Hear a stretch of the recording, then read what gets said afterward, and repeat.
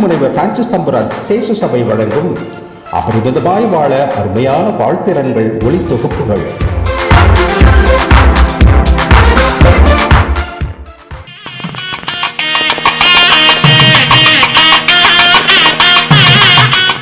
நீங்கள் கேட்டுக்கொண்டிருப்பது குதூகல கொண்டாட்டங்கள் தொடர் ஒலி தொகுப்பு 1.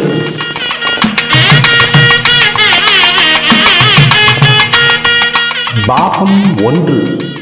எரிந்தால்தான் பொங்கல் பொங்கி வரும்.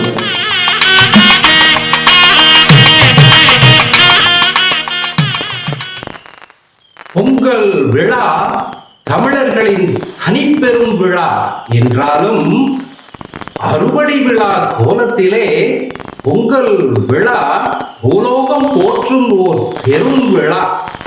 பொங்கல் என்றாலே புத்தாடைகள், புது நெல்லு, புது பானை, புது கரும்பு, புது மாவு கோலம் என்ற எண்ணங்கள் தான் நமக்கு வரும்.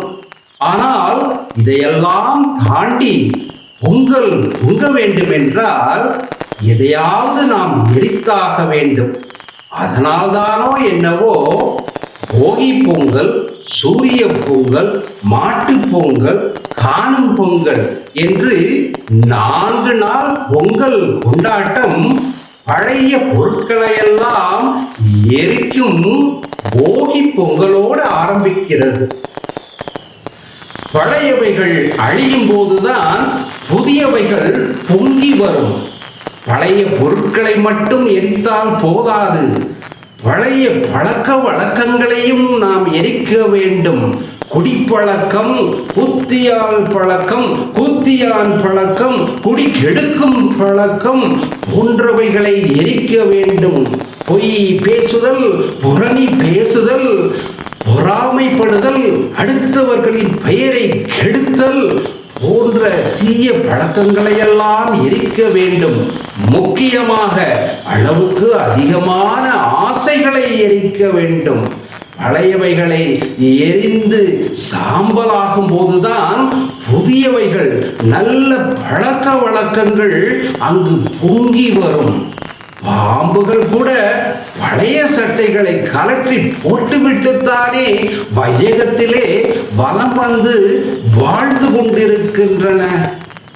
இப்படி பேசிக்கிட்டே இருக்கிறப்ப ஒரு பொம்பளை வேகமா எந்திரிச்சு போனாங்க. எங்க போறீங்கன்னு கேட்டேன். பொங்க வைக்க தான் போறேன் அப்படின்னு சொன்னாங்க. எதை பொங்க வைக்க போறீங்க அப்படின்னு. தினமும் குடிச்சிட்டு கூத்தியா வீட்டுல கூத்தடிக்கிற என் புருஷனை எரிச்சிட்டு என் மனசுல பொங்க வைக்க போறேன்னு சொன்னாங்க பாருங்க. எரிக்க வேண்டியது மனிதர்களை அல்ல, மனிதர்கள் மத்தியிலும் மனிதனுக்கு உள்ளும் வாழுகின்ற தீமைகளைத்தான் எரிக்க வேண்டும். மனங்களிலே மண்டி கிடக்கின்ற மடமைகளையெல்லாம் எரிக்க வேண்டும். மனங்களை ஆட்டி படைக்கின்ற தீய பழக்க வழக்கங்களையெல்லாம் எரிக்க வேண்டும். மனங்களை பிணங்களாக்கும் தீய எண்ணங்களை எரிக்க வேண்டும். இவைகளையெல்லாம் எப்படி எரிப்பது என்று நீங்கள் கேட்பது எனக்கு கேட்கிறது. ஆழ்நிலை தியானத்திலே நாம் அமரும்போது இவைகளெல்லாம் தானாகவே எரிந்து சாம்பலாகிவிடும். அப்போது பொங்கல் பூலோகத்தில் மட்டுமல்ல, நம்முடைய உள்ளங்களிலும் பொங்கி வரும். உள்ளங்களின் ஆழங்களிலிருந்து பொங்கி வரும் இந்த பொங்கல் எல்லோருடைய முகத்திலும் புன்னகை பூக்களை பூத்து குலுங்கச் செய்யும். இதுதான் உண்மையான பொங்கல், உலகத்திலேயே உயர்ந்த பொங்கல்.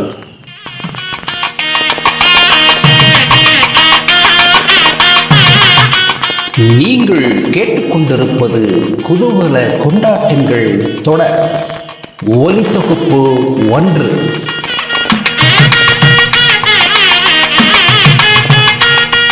பாகம் 2. வெளிச்சம் தரும் வெள்ளி விழா.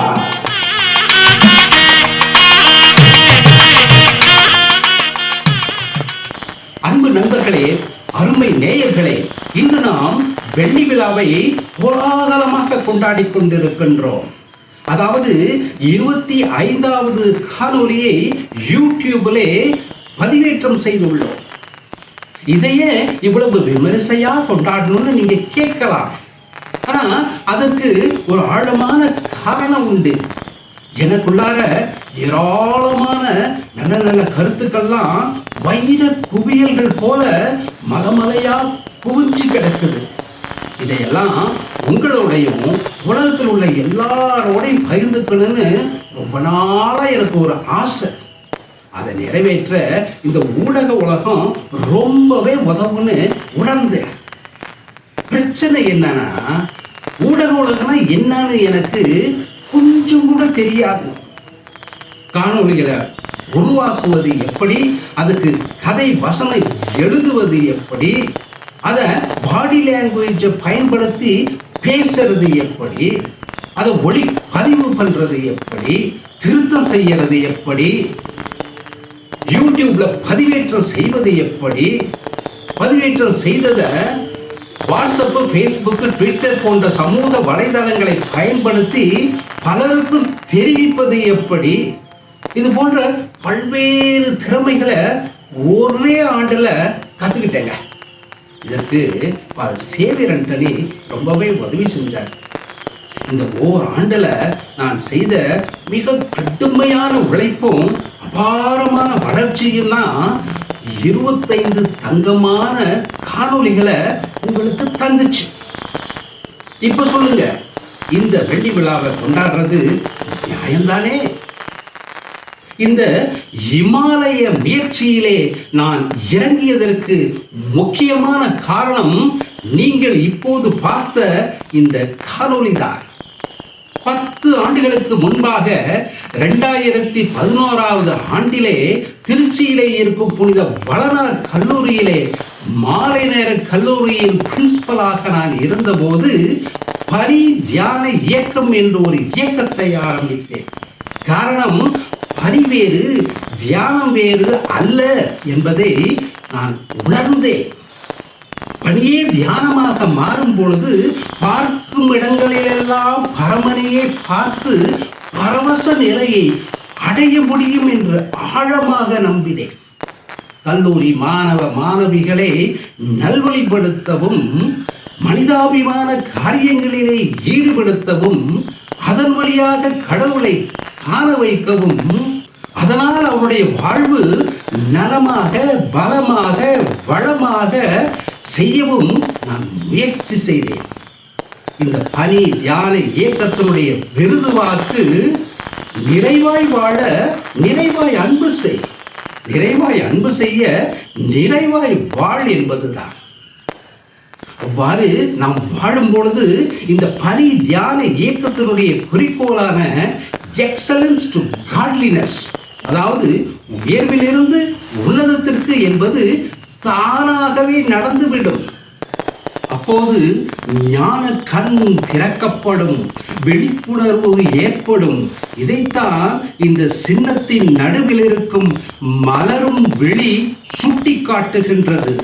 அதை சுற்றிலும் உள்ள அந்த விரி சுழல் சக்கரம் இந்த விழிப்புணர்வு பரிணாமம் ஆகிக்கொண்டே இருக்க வேண்டும் என்று கூறுகின்றது.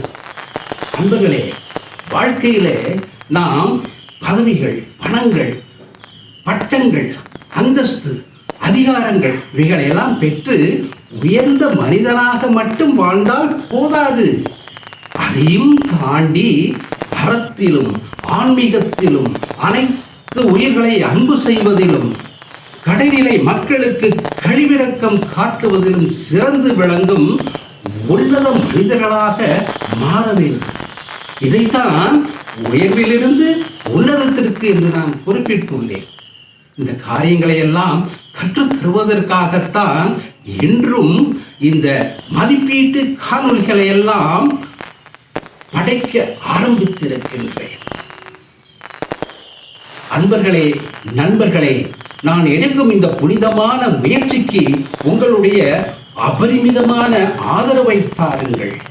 நான் படைக்கும் இந்த காணொளிகளை எல்லாம் தவறாமல் பாருங்கள், ரசியுங்கள், மகிழுங்கள், லைக் செய்யுங்க, சப்ஸ்கிரைப் செய்யுங்க. உங்களுடைய நண்பர்களோடையும் உங்களுக்கு தெரிஞ்ச குழுக்களோடையும் அதை பகிருங்க. கேட்க செவி உள்ளவர்கள் கேட்கட்டும், பார்க்க பொழுதுள்ளவர்கள் பார்க்கட்டும்.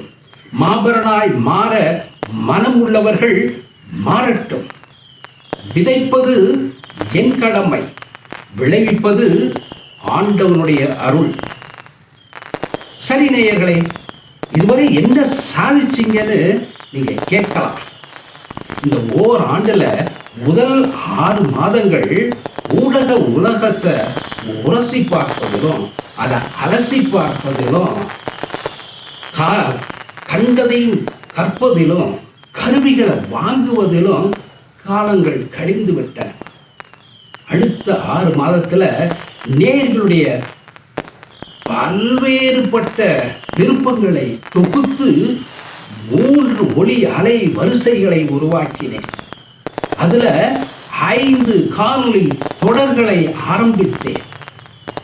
அந்த 5 காணொளி தொடரிலே 25 காணொளிகளை படைத்து யூடியூபிலே பதிவேற்றம் செய்து சாதனை படைத்திருக்கின்றேன்.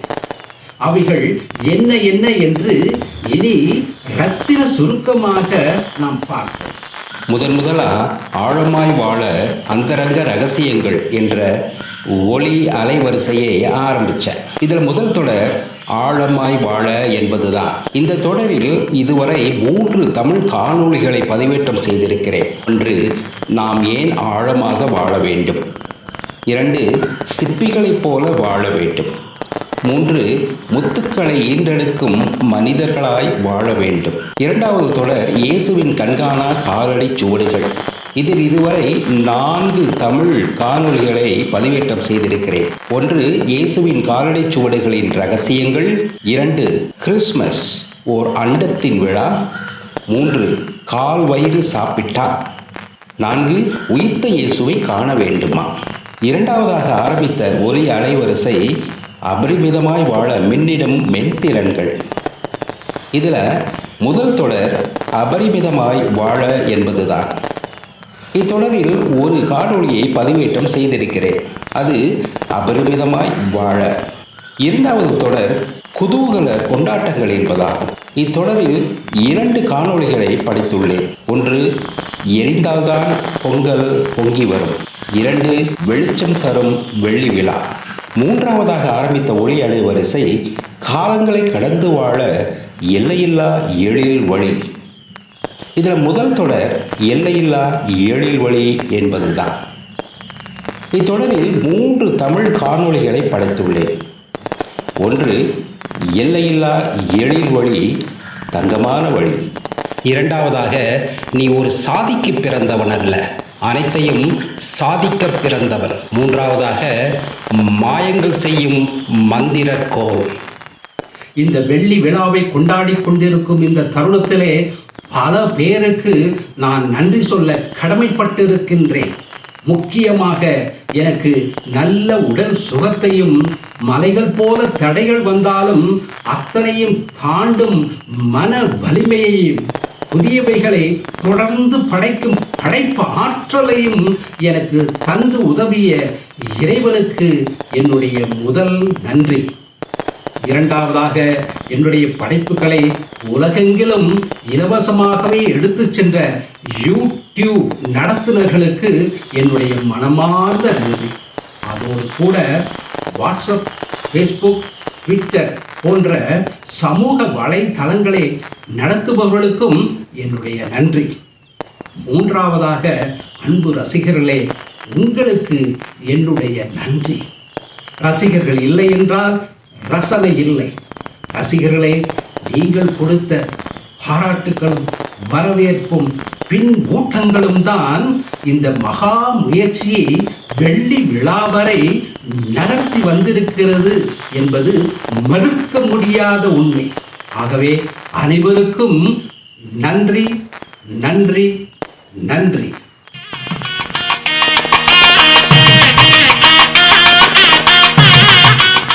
நீங்கள் கேட்டுக்கொண்டிருப்பது குதூகல கொண்டாட்டங்கள் தொடர் ஒலி தொகுப்பு 1.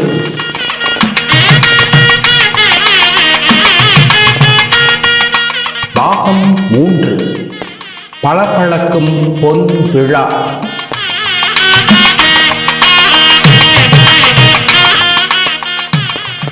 இனிய நேயர்களே, அன்பு நெஞ்சங்களே, நாம் பொன்விழாவை அடைந்து விட்டோம். 3/4 ஆண்டிலே 200க்கும் மேற்பட்ட சந்தாதாரர்களையும் 5000க்கும் மேற்பட்ட காணல்களையும் பெற்று வெற்றி நடை போட்டுக் கொண்டிருக்கின்றோம். பளபளக்கும் இந்த பொன்விழா தரும் செய்தி என்னவென்றால், நாம் ஒவ்வொருவருமே சந்தோஷமாக இருக்க ஆசைப்படுகின்றோம்.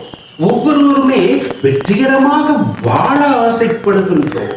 இந்த ஆசை பிறப்பிலிருந்து இறப்பு வரை நமக்குள் கொழுந்துவிட்டு எரிகிறது. நம்முடைய வாழ்வினுடைய எல்லா நிலைகளிலும் இது இலையோடி நிற்கிறது. இந்த சந்தோஷத்தையும் வெற்றியையும் அடைவதற்கு என்னென்ன திறன்கள் தேவை என்று கேட்டால், ஏராளமான மென் திறன்கள் அணிவகுத்து வருகின்றன.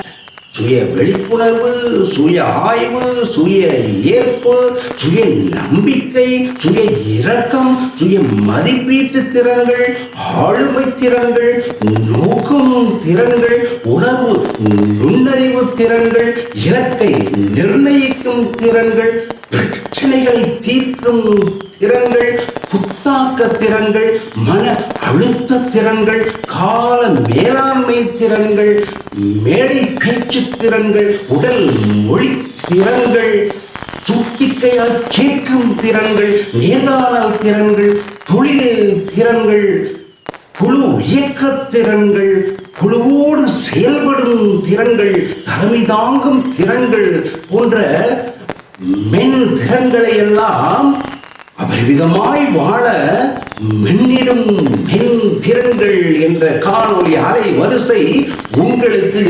கற்றுத்தருகிறது. மென் திறன்களை தெரிந்தால் மட்டும் போதாது, அதன்படி நாம் வாழ வேண்டும். மென் திறன்களின் கருத்துக்களை உள்வாங்கி அதை நமதாக்கிக் கொள்ள வேண்டும். இது செய்வது எப்படி? இது அடையும் வழிதான் என்ன? காலங்களை கடந்து வாழ எல்லையில்லா எழில் வழி என்ற காணொளி அலை வரிசைதான் இதற்கான பதில்.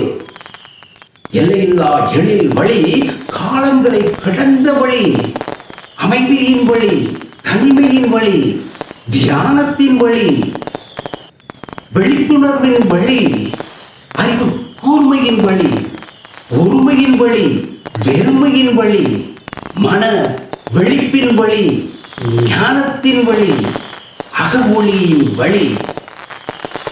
இந்த வழி உண்மையிலே கடினமான வழிதான். ஆனால் இது ஒன்றுதான் உண்மையான வழி. கரடு முரடான கல்லும் முள்ளும் நிறைந்த அந்த கல்வாரி பாதையிலே நடந்து சென்றால்தான் உயிர்ப்பின் மகிமையை நாம் அடைய முடியும் என்பதை மறந்து விடாதீர்கள். இந்த வழி எவ்வளவு கடினமானது என்றால், கடினமானவர்கள் மட்டும்தான் இவ்வழியே நடந்து செல்ல முடியும், கடந்து செல்ல முடியும். பல சமயங்களிலே நாம் தனிமையாக நடக்க வேண்டியிருக்கும். அதுவும் இருட்டு பாதையிலே, மிரட்டும் சூழல்களிலே நாம் நடக்க வேண்டியிருக்கும். எனவே மிகுந்த தைரியமும் உயர்ந்த நோக்கமும் கட்டாயமாக இருக்க வேண்டும். ஆழமாய் வாழ அந்தரங்க ரகசியங்கள் என்ற அலை வரிசையிலே வரும் காணொளிகள் இதை உங்களுக்கு நிச்சயமாக கொடுக்கும். அது முனைப்பையும் உத்வேகத்தையும் கொடுக்கும் அலைவரிசை. அது மன கூர்மையையும் எதையும் தாங்கும் இதயத்தையும் உங்களுக்கு கொடுக்கும். அது உங்களை ஆகாயம் வரை உயர்த்தி அனைவரும் பார்க்க வான வில்லை போல 600 வண்ணங்களிலே மின்னச் செய்யும், மிளிரச் செய்யும். இது கருப்பான கரிக்கட்டைகளையும் பளபளக்கும் மாணிக்கங்களாக மாற்றும். இது குருதி கொட்டும் காயங்களையும் வியக்க வைக்கும் முத்துக்களாக மாற்றும். இது அண்ட வெளியிலே அரைந்து திரியும் தூசுகளையும் துகள்களையும் மின்னச் செய்யும், மின்னிடும் விண்மீன்களாக மாற்றும். 3 காணொளி அலை வரிசைகளும் அவைகளுக்கு இடையே உள்ள தொடர்புகளையும் இந்த பொன்விழா சற்றே தெளிவுபடுத்தி இருக்கிறது என்று நான் நம்புகின்றேன். ஒன்றில்லாமல் மற்றொன்று உருவாகாது, ஒன்றை மற்ற இரண்டும் இல்லாமல் அடையவும் முடியாது. இந்த 3 அலை வரிசைகளும் மேம் என்று அழைக்கப்படும் பனி தியானம் என்ற ஒரே இயக்கத்தின் 3 முகங்கள், 3 வடிவங்கள், 3 பரிமாணங்கள். பனி தியான இயக்கத்தை பற்றி தெரிந்து கொள்ள வெள்ளி விழா காணொளியை பாருங்கள். பனி தியான இயக்கம் என்பது ஒரு கவன்கட்டையை போன்றது. அதனுடைய ஒரு கிளை காலங்களை கடந்து வாழ எல்லையில்லா எழில் வழி அலைவரிசை. அதனுடைய மறு கிளை அபரிமிதமாய் வாழ மின்னிடும் மென் திறன்கள் அலைவரிசை. இந்த 2 கிளைகளையும் இணைக்கும் நான் போன்றது ஆழமாய் வாழ அந்தரங்க ரகசியங்கள் அலைவரிசை. இந்த கவன் கட்டை பாமர மக்களின் ஒரு சாதாரணமான ஆயுதமாக இருக்கலாம். ஆனால் அதுவே தாவீதின் கைகளிலே இருக்கும் பொழுது கோலியாத்து போன்ற அசுரனையும் வீழ்த்த முடியும். அவனது படைகளையும் கூட விரட்டி அடிக்க முடியும். அன்பு நண்பர்களே, ரசனை மிகுந்த ரசிகர்களே, எல்லாம் உங்கள் கைகளிலே இருக்கின்றது. இந்த 3 அலை வரிசைகளிலே வருகின்ற காணொளிகளை பார்த்தால் மட்டும் போதாது, அவைகளை அசை போட வேண்டும், சுவைக்க வேண்டும், அதை உள்வாங்க வேண்டும், அதை உங்களது வாழ்வாகவே மாற்ற வேண்டும். அப்பொழுது நிச்சயமாக அவைகள் உங்களுக்கு பலன் தரும். சரி, நேரமாகிவிட்டது. உங்கள் அனைவருக்கும் என் இனிய பலன் தரும் பொன்விழா வாழ்த்துக்கள். இதுவரை பலத்த ஆதரவையும் உயர்ந்த உற்சாகத்தையும் அள்ளித்தந்த அனைவருக்கும் எனது மனமார்ந்த நன்றிகள்.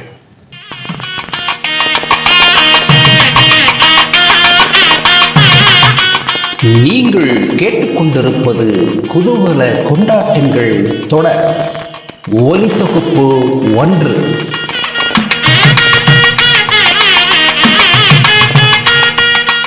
பாகம் 4.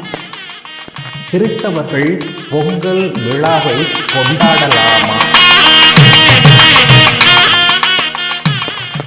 சென்ற வருடம் பொங்கல் காணொளியை பார்த்ததுமே கிறிஸ்தவர்கள் பொங்கல் விழாவை கொண்டாடலாமா, அது இந்து மத விழாதானே, இந்திர விழாதானே என்று பலரும் கேட்டார்கள். இதை கேட்டவுடன் தன் பெயரை மறந்த ஈயின் கதைதான் ஞாபகத்திற்கு வந்தது. பல மிருகங்களிடம் கேட்டும் தன் பெயரை அறிய முடியாத ஈ கடைசியிலே குதிரையிடம் கேட்க அது என்று கணைக்க ஈக்கு தன் பெயர் ஞாபகத்திற்கு வந்ததா. கிறிஸ்துவுக்குள் நுழைந்ததும் நாமெல்லாம் பிறப்பால் தமிழர்கள் என்பதை மறந்து விட்டோம். தமிழர்களின் நெல் அறுவடை, தானிய சேகரிப்பு மற்றும் அதை அளவில்லாது அள்ளித்தந்த இயற்கைக்கும் இறைவனுக்கும் நன்றி கூறும் ஒரு விழாதான் பொங்கல் விழா. இயற்கையோடு வாழ்ந்த தமிழர்கள் மத்தியிலே மதங்கள் தோன்றிய போது விவசாயத்திற்கு இன்றியமையாத மழையை தரும் இந்திரனும் ஒளியை தரும் சூரிய பகவானும் பொங்கல் விழாவிற்குள் புகுத்தப்பட்டனர். இன்றோ தமிழ் கவிஞர் வள்ளுவர், புனிதர் அந்தோனியார், புனிதர் செபஸ்தியார் எல்லாரும் பொங்கல் விழாவிற்குள் நுழைந்து விட்டார்கள். ஆண்டு முழுவதும் உழைத்து விளைவித்த தானியங்களை பத்திரப்படுத்தி வைப்பதற்காக நமது முன்னோர்கள் வீடுகளையும் தானிய களஞ்சியங்களையும் சுத்தம் செய்தார்கள். சுவர்களுக்கு வெள்ளை அடித்தார்கள், தரைகளை பூசி மெழுகினார்கள், சுற்றுப்புறத்தை தூய்மைப்படுத்தினார்கள், பழைய துணிமணிகளை எரித்தார்கள், வேண்டாத பண்ட பாத்திரங்களை போக்கினார்கள். இவ்வாறு பலவற்றையும் போக்கியதால் இது மருவி போகி பொங்கல் என்று ஆயிற்று. தமிழர்களைப் போலவே யூத மக்களும் தங்களுடைய பழைய பாவங்கள் நிறைந்த அடிமை வாழ்வை கடவுள் போக்கினார் என்பதை நினைவு கூர்ந்து புரியாத அப்பத் திருவிழாவை கொண்டாடுகின்றனர். இது பைபிளில் விடுதலை பயண நூல் 23 மற்றும் 34 அதிகாரங்கள் குறிப்பிடுகின்றன.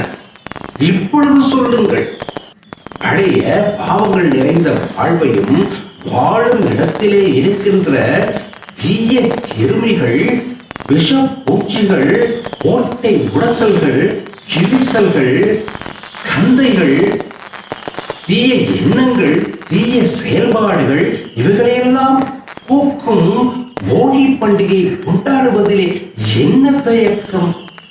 இது நம்மை தூய்மைப்படுத்தும் தூய்மை பொங்கல் விழா. இதை நாம் கொண்டாடித்தான் ஆக வேண்டும்.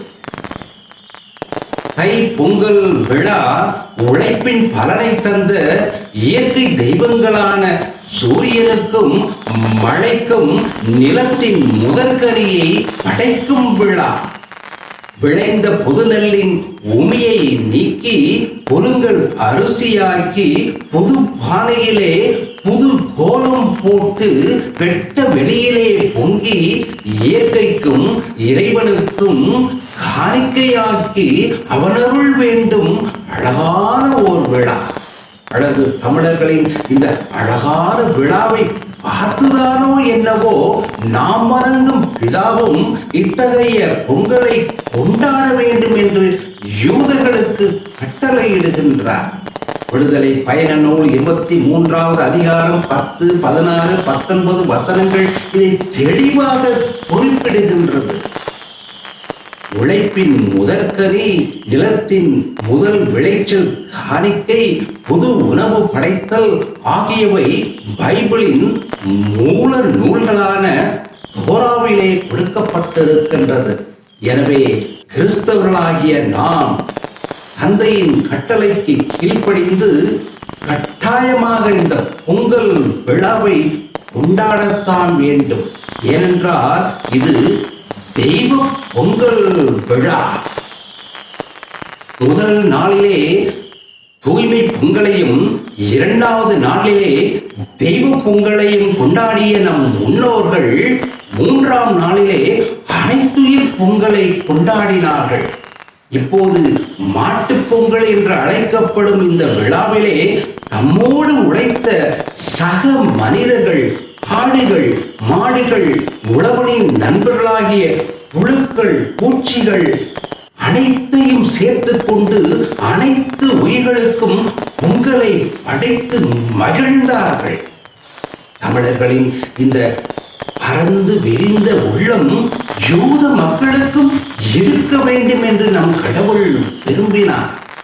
விடுதலை பயண நூல் 23 அதிகாரம் 11 மற்றும் 12 வசனங்கள் இதை கூடிட்டு காட்டுகின்றது. நீ உன் நிலங்களையும் திராட்சை தோட்டங்களையும் ஒலிவ தோட்டங்களையும் தரிசாக ஓய்வெடுக்க விடுங்கள். அதில் தானாக விளைவதை வறியவர்கள் உண்ணட்டும். அவர்கள் விட்டு வைப்பதை வயல்வெளி உயிரினங்கள் உண்ணட்டும். உன் கழுதைகளுக்கும் மாடுகளுக்கும் ஓய்வு கொடுங்கள் என்று அனைத்துயிர் பொங்கலை இறைவனே ஏற்படுத்துகின்றார். ஒரு உண்மையான யூதராக இயேசுவும் தந்தையின் விருப்பத்திற்கு இணங்க எல்லா பொங்கல் விழாக்களையும் நிச்சயமாக கொண்டாடியிருப்பார். நாம் கிறிஸ்துவை பின்பற்றுபவர்கள் என்றால் இயேசுவை போல நாமும் அனைத்து பொங்கல் விழாக்களையும் ஆர்வத்தோடு மகிழ்வோடு கொண்டாடியே தீர வேண்டும். கேட்டதற்கு நன்றி. மற்ற ஒளி தொகுப்புகளையும் கேளுங்கள். இதன் இணைப்பை உங்கள் நண்பர்களோடும் குழுக்களோடும் பகிருங்கள்.